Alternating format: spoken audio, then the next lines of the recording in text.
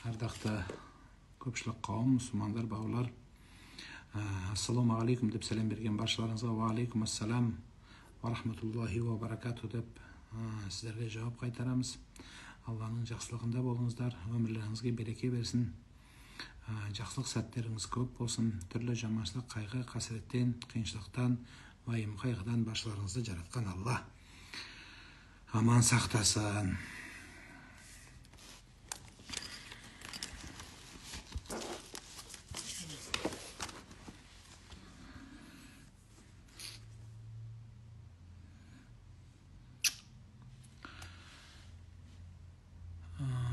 Комада жатыр, әкеме дұға қойыңызшы, дұғадамыз, Алла шипа берсін. Содан кейін өзіңіз жақын болған мешітке тағы барыңыз.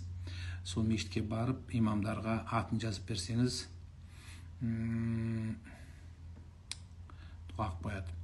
Әйелім изменила, как быть дальше? Двое детей. Все зависит от того, чего вы хотите. Мәселе соған байланысты. Егер сіз ары қарай өмір сүріп, балалардың қасында әке болып ары қарай жалғастырам десеңіз, бір шарты. Екіншісі, өзіңіз оның жанын жемесеңіз, бағанағы ісіңіз қайта-қайта оның ісі көз алдыңызда тұрмаса, кешіре алсаңыз, ода кешіргені жақсы. Жоқ, кешіре алмасаңыз, онда оның да өмірін қорламай, өзіңіздің де өміріңізді қорламаңыз. Жалпы кәсіп, кәсбун, яғни кәсіп ету, бір нәрсенің маманы болу міндетті болып табылады. Өйткені адам жанұяны бағу, отбасын асырау ол міндетті болып табылады. Кәсіп шариғаттың шеңберінде болу керек. Адам лайықты болу керек. Сол лайыққа маманның иесі болу керек.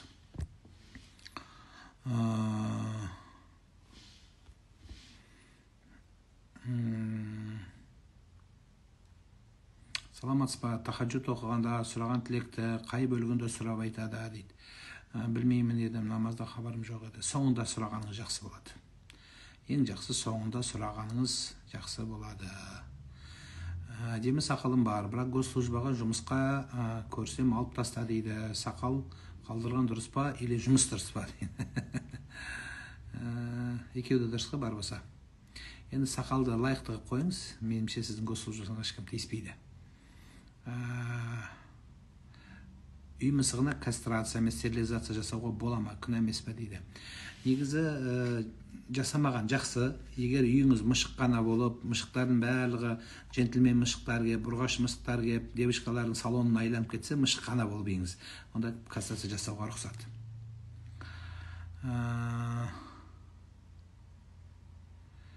Сәлемет. Так.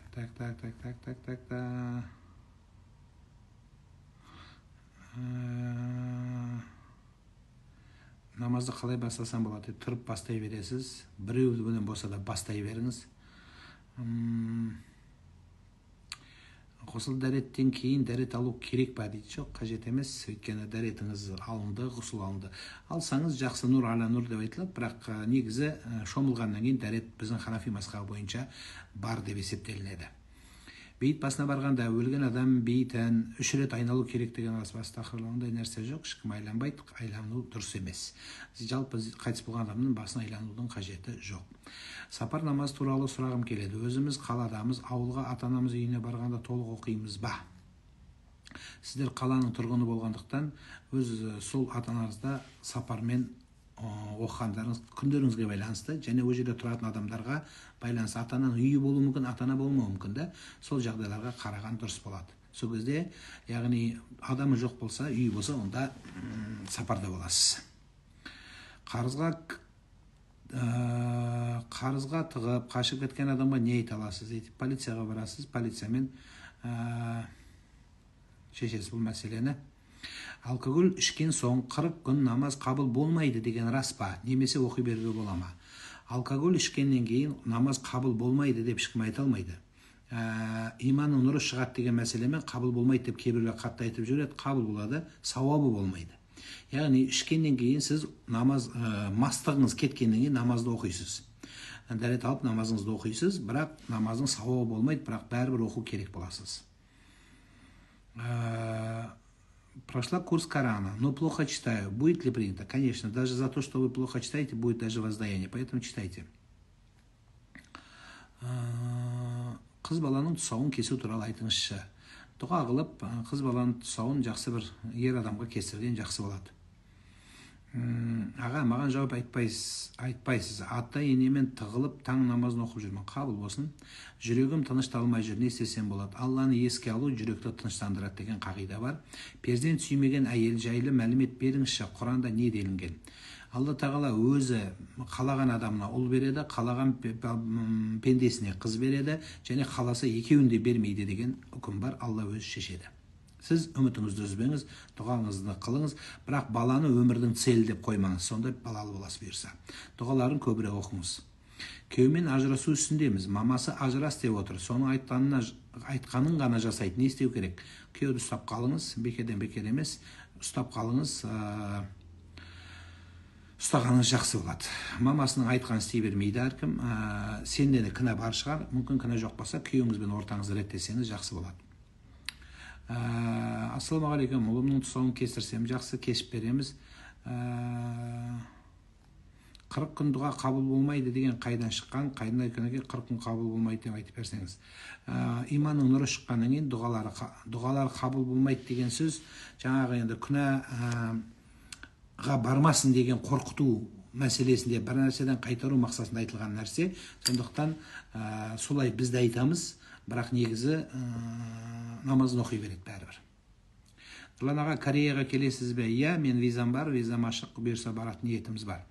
Намаз бастағаныма 2 жыл болды, бірақ последние месяцев 6 не читаю. Не знаю, как вернуться к этому. Чувствую себя виноватой, когда слышу азан. А что вы виноватой чувствуете только себя во время азана? Ваше окружение не дает вам читать намаз, поэтому займитесь окружением.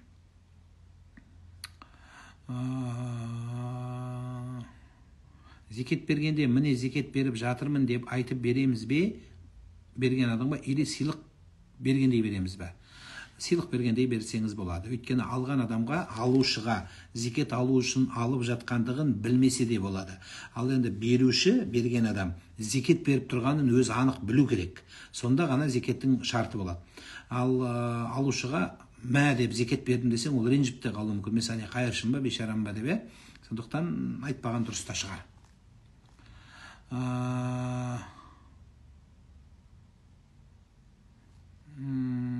Сізді көрсем, мештім.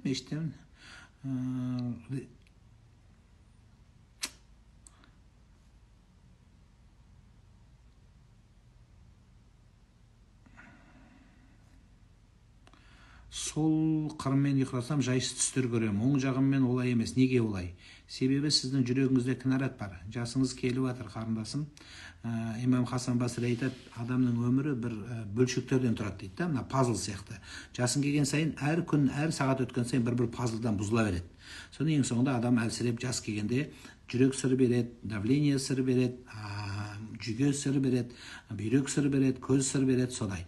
Сондықтан сол жағыңызда жүрек болған соң қысыласыз, сондықтан жайсыз түс көріп ауа жетпей адам қиналатын сол. Оң жақпен жатқанның жалпы пайдасы сол. Сол үшін бірінші дәрігерге көрініңіз, одан кейін дұға қылып жатыңыз. Зекетті бауырға беруге бола ма? Супер болады. Бауырға бергенің қайта жақсы болады. Тиктокта Құдай жоқ деп халықты адастырып жатыр. Соларға қалай тоқтау салуға болады? Оларға дизлайк қоясың да, байн деген бар, сол байн етесің, жалоба лақтырасың, пожаловаться деген жерін жазасың. Тиктокта тура пожаловаться етсең, разжигание межнациональной розни, межрелигиозной конфессиональной розни деген сөйде глава бар. Сол жерге жазып жібересің, аккаунтын блоктап тастайды. 4-5 адам жазса, мәселе бітеді. Ассалаумағалейкум. Алейкум намаз оқығым келеді, бірақ бастауым қиын болып жүр. Сүрелерді қиындау болып жатыр. Мешітке бардым, сүрелер жаттап кел, намазға тұрға деп қайтарып жіберді. Ол қалай? Ол мешіттің кішкене қызықтау мешіттіген. Мешітке қайтармайды ешкім. Ол қайтарған молдан өзін қайтарып жіберу керек үйіне. Негізі мешітке сүре білсең де, сүре білмесең де келесіз, елмен бірге тұрып оқи бересіз. Ал енді үйіңізде оқығанда қағазға жазып қойып, алдыңызға жерге қойып қойып, қарап-қарап оқи бер алтынан. Сол молдадан сен артық болуың да мүмкін намазың. Сондықтан оқи беріңіз. Оң қолмен тамақ жеп, сол қолмен шай құю міндетті ма дейді. Солай болған жақсы ғой енді. Әдеп қой. Біздің салтымыз солай, құрмет. Енді қолың ауырып, бір түрлі шаршап тұрса енді, екі қолмен де құя бересің жар. Қайным ажырасқысы келеді. Орамалдағы қыз отбасын бұзып, 3 баласын ажыратып жатыр дейді. Одан емес. Мәселе ажыратқаннан ажырамайды адам. Сіздің мәселе қайныңызда. Біріншіден. Екіншіден, қайныңызбен мәселе сізге қатысы жоқ. Қайныңызбен оның бауыры шешеді. Сіз жеңгесіз яки келініңіз өз отбасыңызға ие болыңыз. Біреудің отбасына араласпаңыз, өсек тасымаңыз. Ертең екеуі жақсы болып кетсе, сіз қара бет болып қаласыз. Бауырына сөз тасымаңыз. Сіздің жұмысыңыз өз отбасын, әркім өзіне тиесілі нәрсемен айналысқан жақсы болады алтыным. Ол қайныңыз жынды жігіт емес. Ортаға түскен әйел жынды емес. Әркім өзі біледі. Сондықтан етігін төргеледі, өздері ақылды, өздері саналы адамдар, өздері шешеді айналайын. Кейін сені виноват қылады. Сен құртқасың, сен айтқасың, сен өсектігесің деп. Мәселе солай. Намаз оқимын, орамал таққым келмейді дейді. Мұждасы. Енді сол бола ма енді? Біткім келмейді. Онда Құранды да бейт анда. Мына барақтарын жыртып жүр. Мынаны істегім келеді, мынаны істегім келмейді, мынаны істегім келеді, мынаны істегім келмейді, жыртып лақтырып тастайды. Онда бола ма? Ондай болмайды алтыным. Саламатсыз ба дейді. 5 жыл қайтыс болған әкемізге Алла берсе берсек па деген ниетіміз, қандай амалдар жасаған дұрыс? Әкеңізге умраға барыңыздар, сауап бағыштаңыздар. Әкеңізге намаз, 5 уақыт намаз оқып, артынан дұға қылыңыз. Артынан жақсы біздің салттық көкпар беріңіз, дүниелеріңіз тасып тұрса. Әкең Құран қарыларды шақырып, бәленбай қары шақырып, хатым түсірдіңіз, бірінен бірін жарыстырып. Одан кейін жақсы спорттық турнир беріңіз, біздің ұлттық қағидамыз. Мысалы, сондықтан сондай нәрсе жасаңыз. Одан кейін бір баланы оқытыңыз. Бір ауыл өзіңіздің туыстарыңыздың ішінде, сол ағайындарыңыздың ішінде біреудің баласы оқи алмай жүр платныйға. Соны оқуын оқып беріңіз, төлеп беріңіз. Одан тегі бәрі жақсы болып тұрса, онда Алматыда Нұр Мүбарак деген университет салынып отыр, соған жәрдем беріңіз. Одан тола қаншама баласыны епелектеп көтеріп, жылап, бір еміне дауа таппай жүрген адам қаншама, соған жәрдем берсеңіз, әлдеқайда жақсы болады. Содан кейін мына мешіттерге Құран имамдарға барып сұраңыз. Сіздің мешітіңізге кітап керек па? Кітап керек десе, айтады сізге, маған мынандай кітап керек, мынандай керек. Мына дін мен дәстүр кітаптары шығып жатыр. Намаз оқу ережесі бар. Діни басқармадан шыққан соңғы кітаптарын біразын алып, мешіттің апарып полкасына сатып алып қойып қойсаңыз, әкеңізге сол кітап оқыған сайын сауап болады бұйырса. Ай сайын айлықтан зекет берсе бола ма? Жоқ, болмайды. Неге? Өйткені зекет бай миқтар, яғни неге құнына жету керек. Нисабына, нисап деген бар. Нисапқа жетпегендігі үшін сізге зекет беру міндетті емес. Біреулер айлықтан, мінген машинесінен береді, жоқ, берілмейді. Бай бақуатты болу шарты бар. Жауап беріңізші. Истихара намаз оқыдым. Сол адамға хайырлы бола ма деп сосын түсінде екі ұл сәби көріп қалай түсінсем болады? Негізі истихара намазында мына жолдары бар. Бірінші, түс көресіз. Түсіңізде аян берілмесе, онда жүрегіңіз тартады сол нәрсеге. Мысалы, сіз Рүстемге шығайын ба, күйеуге, жоқ, Қайратқа шығайын ба, екеуі де өліп баратыр, сізді алғысы келіп. Анауды аламын деп жатыр, алауында сен де запасной екеуіңіз тап жүрсің, қайсысы қайырлы болады? Ей Алла, мынаған шығайын ба, мынаған шығайын ба? Екеуі де түрі красавчик, екеуі де бай, екеуінде машинесі бар, екеуі де қылқынып баратыр, мен алам деп. Сонда не істейсіз? Я Алла, маған қайырлысын көрсет деп истихара намаз оқисыз. Содан кейін түс көресің екеуінің біреуіне тиесілі нәрсе көресіз. Оны көрмесең, екеуінің біреуіне жүрегің тартады. Кішкене біреуіне жүрегің дүк-дүк деп екіре тұрады. Сезет, что-то мынау осы болады деп. Содан егер ол да болмаса, қолың жайып, Алла, саған тәуекел еттім дейсің да, Аллаға тәуекелге табыстайсыз. Сонымен бұйырғаны болады. Ар жағын көресіз, Құдай қаласа. Тахаджуд намазын оқиын десем, оқи алмаймын. Проблема денсаулықта оқығың біледі. Денсаулық не қатысы бар? Отырып оқыңыз. Оқымаса, сүйені оқиыз. Намазды, құтыпта намаздан соң өтірі уәжіпті бірден оқуға бола ма дейді. Болады, біз бәріміз мешітте бірден оқимыз. 2 қабат әйелге тұсау кестіруге бола ма дейді. 2 қабат әйел өзі әрең жүр өзі. Сұрағы жақында угрозаменен әрең жүр айналайын. Доктор жат десе де жатпай, тыныштаппай, ол анада қыдырып, мында қыдырып, тұсау кесіп кеткені жақсы емес. Өзі 2 қабат әйел тыныш босанғанша үйде отырады, қазақ салтымен. Не білесіздер? Ана ішін көрсетіп алып, кіндігін көрсетіп алып, ішің төмен тұр екен, сен ұл туасың, іші жоғары болса қыз туасың, что-то үлкен ғой плодың деп, қайта-қайта нешінші неделядасың деп бір-біріне сыр айтып, әңгіме айтқан, бұл жақсы емес айналайын. Бұл дұрыс емес нәрсе. Бір жігіт бар, тәуекел етіп шығып кетсем бола ма? Тәуеккәлту раббул аршил азим, Аллаға тәуекел етіп шыққан жақсырақ болады. Мен қайратқа шықтым, дұрыс па? Дұрыс қылғансыз. Намаз уақытынан шығуына 20 минут қалса оқуға бола ма? Болады. Бір сұрағым бар еді. Депозиттен түскен ақшамен кредит жабуға бола ма? Өзі депозиттен түссе, өзі кредит жабу. Енді кете береді, соған кете береді. Құтылу керек қой бәрібір. Қарызымды бере алмай жүрмін, садақа бермей кеттім, даже мелочь бола ма? Сен қарызыңды жапқаннан жақсы айналайын. Салям Узбекистаннан дейді. Валейкум салям рахматуллах. А можно ли утренние азкары днем читать, а не утром до 12 часов дня? Читайте. Утренние азкары можете ночью читать, ночные читайте. Что бы вы ни читали, читайте. Само по себе ваш язык, когда поворачивается в угоду Всевышнего Аллаха, говоря, произнося буквы зикра, азкара, это уже идет поклонение. Поэтому не привязывайте к одному месту, читайте. Даже если перепутали утреннее с вечером, проблем нету, читайте.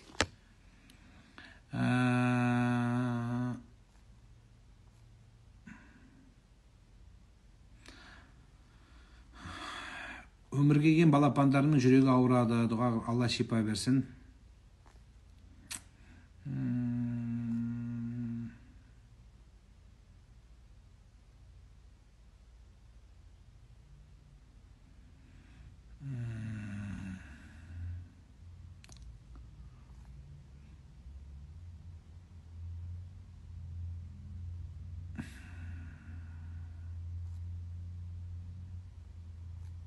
Жігіттің жағдайына қараған дұрыс па? Жігіттің жағдайына қарап күйеуге қарай берсең, күйеусіз қаласың, байсыз қаласың. Мал басың екеу болмайды, дүниең екеу болмайды деген қазақ халқы.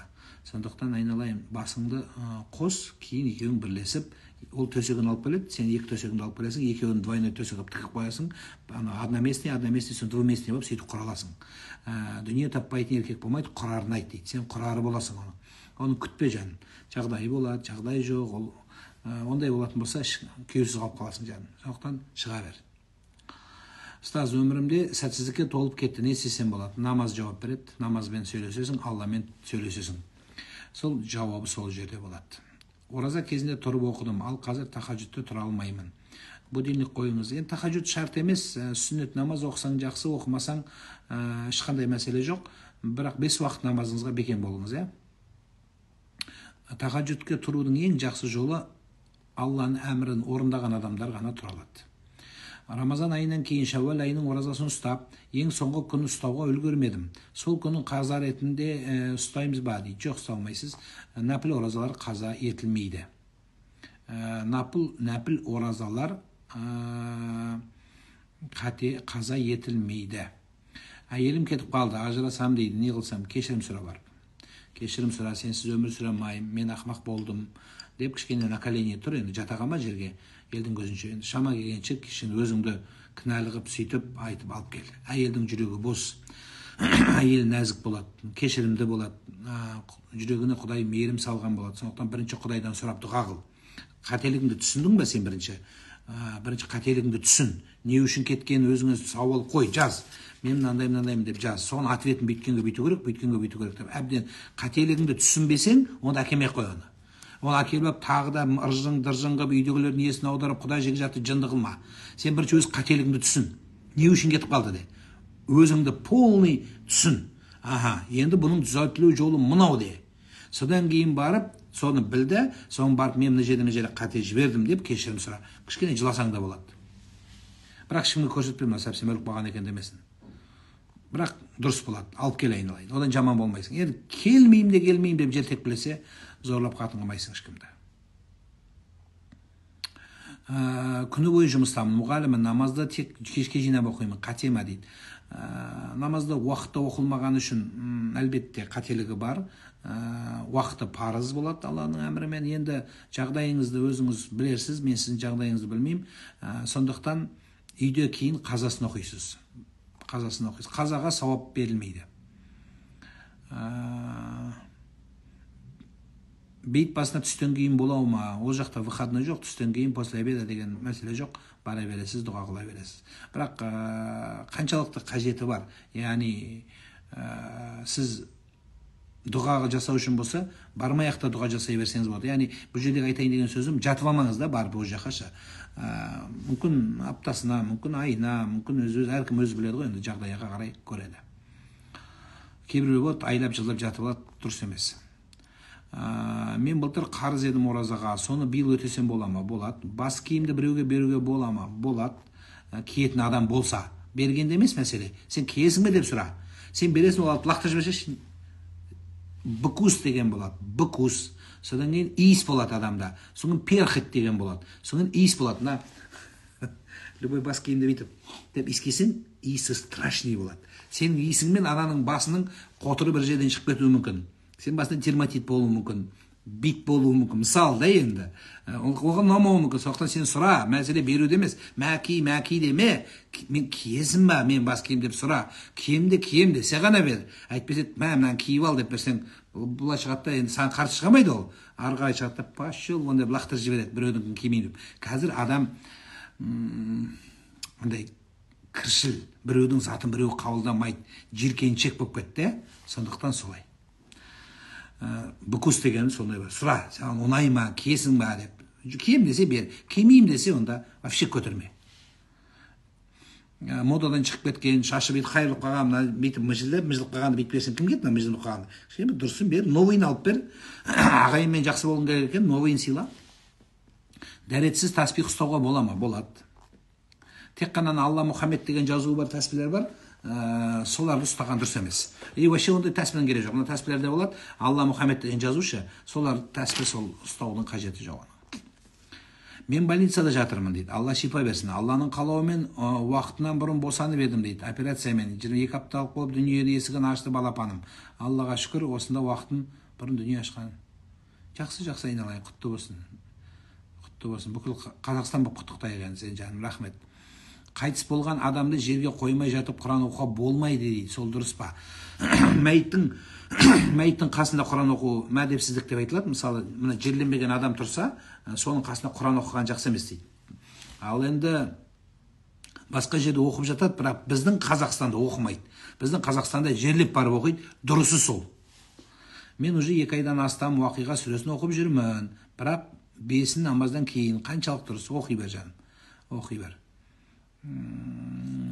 Сізге қалай жолықсақ болады? Тіл тартқызсақ деп едік, 3 жаста мешітке келіңіз. Қаза намаздар саны 5-тен асса, қазасы өтеле ме дейді. Бір нәрсе естігесің, бірақ қате естігесің. Бұны сахибы тәртіп дейді. Бұны тәртіп иесі дейді. 5 уақытқа дейінгі намазы болса, мысалы 1 күндік намаз болса, онда бұл адам бірінші кірген намазды оқымайды, қазалардан құтылады. Содан кейін барып намазды оқиды. Ал енді 5-тен асса, 5-тен асса, бірінші кірген намазды оқиды, содан кейін барып қазаны оқиды. Айырмашылық сол. Бірақ 5-тен асса да қазаны оқисың.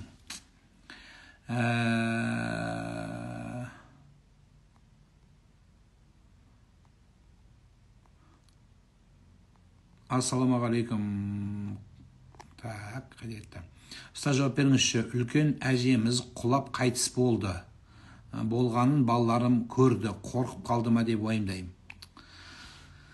Қорқып қалдың ба? Аузын биттің ба? Апаң қалай құлады?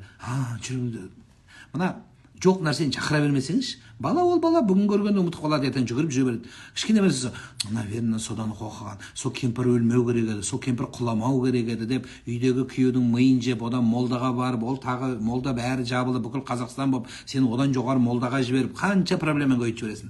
Өзі кейде бір жеңіл өтіп кететін нәрселерді біз өзіміз қиындатып жібереміз. Қолыңды басына қой да, бисмиллахир-рахманир-рахим деп аятылды құрсын оқып қой, болды. Бірақ айтпа, өткенде құлап қалдың ғой сен, сол кезде сол құлағаның үшін оқып жатырмын деп. Апаң қалай құлады? Аузынан көбік ақты ма, аққан жоқ па?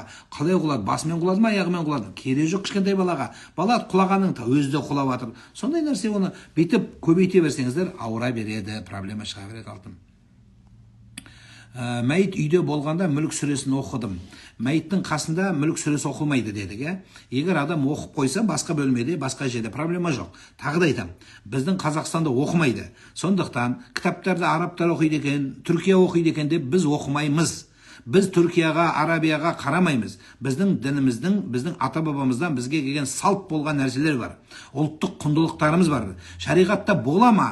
болады, бірақ біз оқымаймыз. Неге? Өйткені біздің халқымыз бұл нәрсені ерекше орнын белгілеген, Құранға дара бір құрмет көрсеткен.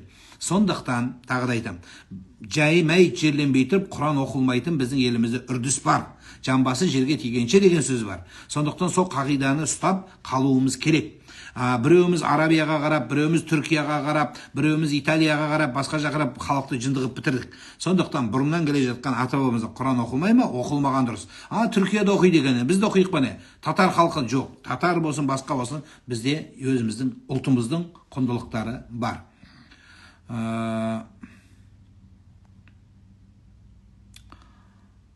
Татар халқының карта ашулары дұрыс па? Айтқаны дәл келеді, Құранмен оқимыз дейді. Астағфирулла деп айтаған. Астағфирулла деп 3 рет айт. Барып қоймасқан болсаң 1000 рет айтасың. Құдайдан кешірім сұра. Жақсы емес ол, ширк болады. Иманым қатты әлсіреп кетті. Намаздарым бір апта болғанда не істесем болады? Ақыл кеңес беріңізші дейді. Әбеке, қасыңдағы адамдарды ретте жаным. Иманыңды күшейтетін де, иманыңды әлсірететін де қасыңдағы адамдар. Кешкі тамақ жасап күйеуімді күтіп отырмыз, балажам күтіп отыр, жеме. Айт, сенге менше жемейміз деп соған үйрет. Ол да мәз болып үйге асығатын болады. Балаларды жегізіп жатқызып қойсаң болады, өзің күтіп сарғайып отырсаң жақсы болады. Ой жаным деп, ол да мәз болады, ас болсын. Келініміз қайтыс болды, иманы болсын. 7 айлық баласы бар, аяғы ауыр болған, ол кісі шахид болып есептеле ме? Хуснузан дейді, яғни жақсы ой ойлайық, мүмкін соны Құдай нәсіп етсе, амалы жақсы болған болса, Құдайға жаққан амалдары болатын болса, иншалла Алланың рахымы шексіз, сондай бір Құдайдың бір ерекше бір кешірімі болып қалады деген үміт жасаймыз. Бірақ шахид деп кесіп ешкім айтамайды, мүмкін Алла нәсіп етсе деген жақсы сөз болады. Енді шахид деген сөз болды, оған Құран оқымай-ақ қой, ас қылмай-ақ бермей-ақ қой деген сөз емес. Жалпы марқұмға жақсылық жасағыңыз келсе, оның артында қалған балаларына қамқорлық жасаңыз. Соның бауырларына жақсы сыйласқан адамдармен сыйласып, солардың құрмет тұтқан нәрсесін ұстасаңыздар жақсы болады. Күйеуім, менің әке-шешем сенің әке-шешеңнен жоғары тұрады деп біледі. Қайын жұртын сыйламайды. Сол дұрыс па? Ол туралы айтқанбыз, атана 3 түрлі болады. Баққан атана, ғылым білім үйреткен атана, одан кейін барып қызын берген, ұлын берген атана. Үшеуінің де дәрежесі үкімі теңдей. Бірақ кейбір халықтарда, кейбір елдерде әйелінің атанасын, яғни қайын жұртты адам орнына санамайтындар бар. Белгілі бір мөлшерде абыройын түсіріп, оларды келсе қабағы шытылып, неге келе береді деген сияқты үлкен бір әдепсіздік таныту, бұл тәрбиесіздікті көрсетеді. Бұл әйеліне деген, жалпы отбасына деген құрметсіздікті көрсетеді. Одан кейін дау қалып барады бұндай нәрсе. Сен әке-шешеңді мен сыйлауым керек те, неге сен мен әке-шешемді сыйламайсың деген спор қалып келеді, арты дауға айланады. Пайғамбарымыз Мұхаммад саллаллаху алейхи уассалам өзінің әйелінің әкесі Абу Бәкірмен өзі де досы де, Абу Бәкір қайната болғанын одан да үлкен дос болды. Сондықтан осының өзі біздің бабаларымыздың да құдалығы тап солай болған. Керек десеңіз қайшы құда болған кезде де сондай бір-біріне құрмет жасай білген.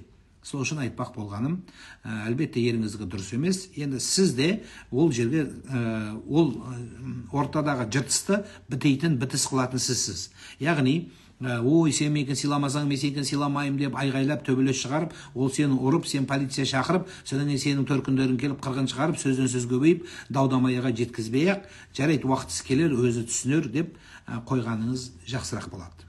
Ерегіскеннен мүйіз шығады. Алла деп жазылған алқаны тағып жүру дұрыс па? Дұрыс емес. Алла деп жазылған алқаны тағу дұрыс емес, қажет емес нәрсе. Бар біреу сыйлаған болса, жоғарырақ тығып қойыңыз, мойныңызға тағудың қажеті жоқ. Балаға есімді қоярда азан шақырып қою міндетті ма? Міндет деп есептесек болады, сүннет жолы біз үшін. Ата бабамыздың көрсеткен жолы, пайғамбар саллаллаху алейхи вассаламның ұлы бізге қалдырған өсиетті тәрбиелі жолы. Сондықтан әлбетте міндет дегеніміз жақсырақ болады. Міндет дегені парыз емес, әлбетте сүннет. Намаз оқып тұрғанда уақыты есінен шығып кетсе қайта оқу керек па? Намаз оқып тұрғанда уақытсыз шығып кетсе? Жоқ. Уақытсыз шығып кетсе, сол иншалла біз сондай үміттеміз, намазыңыз қабыл болды деген үміттеміз. Бірақ бұл жақсы нәрсе емес. Яғни әдейілеп созып телефон көріп отырып ең соңында оқып жіберген, ол жақсы нәрсе емес.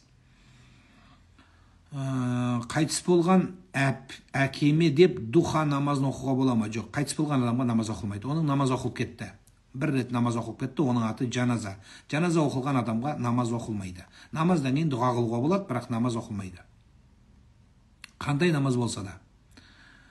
Намазды жалғыз оқығанда қамат айту парыз ба? Қамат айту сүннет муаккада болады, бекітілген сүннет болады, парыз дәрежесіне көтерілмейді.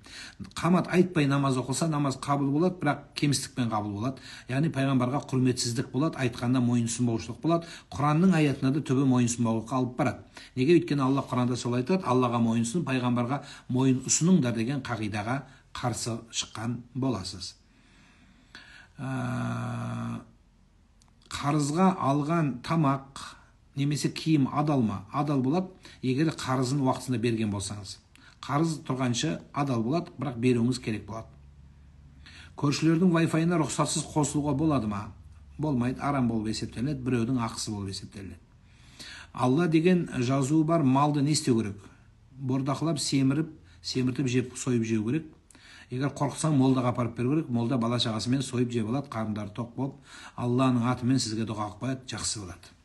Молданың қарны тояды. Сол молдаға апарып беріңіздер, Алла деген жазуды, молда екен жеп алсын, көңілі тоқ болып, бала шағасымен сізге дұға қылып жүретін болады. Ғұсыл алуға күн райы келмей таямым алған соң дәрет алу керек па? Дәрет алған болсаңыз, онда таям алған болсаңыз, дәрет алуға мүмкіншілік болған сәттен бастап таямыңыз бұзылып кетеді. Таямым не үшін алады? Су жоқ кезде алынады. Су бар болса да ауырып өліп қалатын ахуал болса алады. Басқа уақытта болмайды. Арқамнан біреу ұстаған сияқты болды, бірақ ешкім жоқ дейді. Кейде болады, арқан қышиды. Арқанға бір нәрсе қонайын деген шығар, бүйтіп қасық қой, қолың жетпейді, бірақ ана специально қаситындар бар, мынандай қытайский. Сонымен қасық қой, болмаса стенаға бүйтіп қотыр қойлар сияқты барып бүйтіп қойсаң жақсы болып қалады. Сонымен болмаса кішкене пилинг жасатсаң арқаңа, әйелің айтсаң арқаңды езіп береді, жақсы болады. Сонымен ешкім ұстамайтын болады арқаңды. Ассаламағалейкум. Қызым түнде кіші дәрет қылып қояды, өзі білмейді. Не қылсақ болады? Жауап үшін рахмет. Бұған дұға қылып қою керек. Бұған оқылатын дұғасы бар. Мешітте молдаға барсаңыз, молда кеңдер біледі, соны оқып қояды. Құптан намазының уақыты болды Астана қаласында.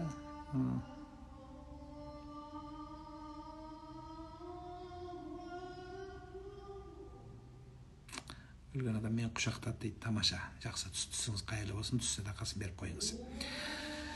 Құптан намаздың уақытысы, Алла разы болсын. Ассаламу алейкум ва рахматуллахи ва баракатух.